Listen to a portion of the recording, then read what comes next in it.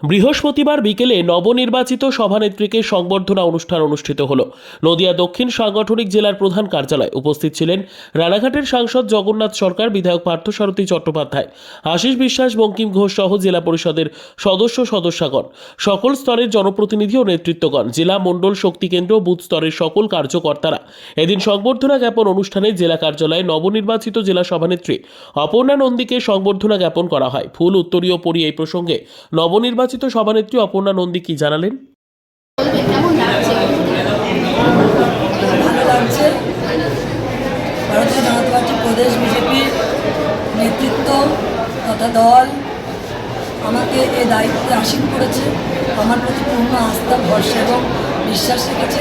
এই কারণে আমি দলের প্রতি আন্তরিকভাবে কৃতজ্ঞতা প্রকাশ করি এবং ভারতীয় জনতা পার্টিতে দীর্ঘ 11 বছরের রাজনৈতিক জীবনে শুরু থেকে এই অবধি আমার যে রাজনৈতিক পথ চলা, সেই পথ চলা প্রত্যেকটা শুরু থেকে এই অবধি আমার নিষ্ঠার সঙ্গে এই পথ চলা এবং আগামীতেও যে দায়িত্ব আমাকে দেওয়া হয়েছে সেই দায়িত্বের পূর্ণ প্রতিপালন আমি করব এই জেলার সমস্ত কার্যকর্তা থেকে কর্মী সম্পর্ক নিয়ে, এবং সেই দায়িত্ব পূর্ণ সততা এবং নিষ্ঠার সাথে আমি পালন করব এবং আগামীতে নদিয়া দক্ষিণ সাংগঠনিক জেলার সংগঠন এমনি উর্বর ভূমি এছাড়া আরও উর্বর থেকে উর্বরতর ভূমিতে পরিণত করা এবং 2026-এর যে নির্বাচন, যে লক্ষ্য ভারতীয় জনতা পার্টি পশ্চিমবঙ্গের সরকার তথা এই লোকসভা, এই জেলার যে 7টা বিধানসভা, 7 বিধানসভা উপহার দেব নেতৃত্বকে এবং দলকে, এই অঙ্গীকারবদ্ধ।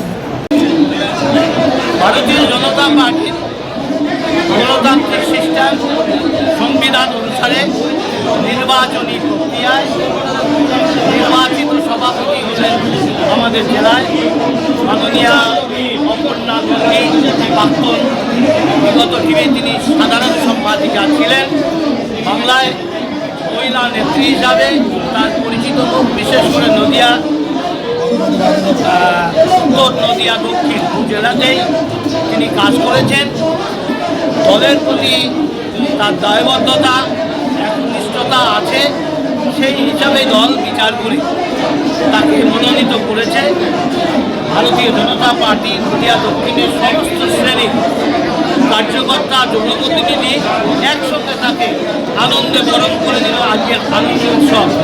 তাই সেই উৎসবে আমিও সামিল হয়েছি, খুবই ভালো লাগছে। সেই সাংগঠনিক পরিকল্পনা দিয়ে আমাদের নির্বাচন হয়, এই নির্বাচনের মধ্য দিয়ে নতুন করে কেউ দায়িত্ব পায়। স্বাভাবিকভাবে আমি দায়িত্ব ছিলাম, এখন নবনির্বাচিত আমাদের অপর্ণা নন্দী, তিনি এবার নবনির্বাচিত হয়েছেন। এই নির্বাচনের মধ্যে তিনি নতুন করে দায়িত্ব পেয়েছেন। অবশ্যই আমার অনেক অনেক শুভেচ্ছা থাকবে।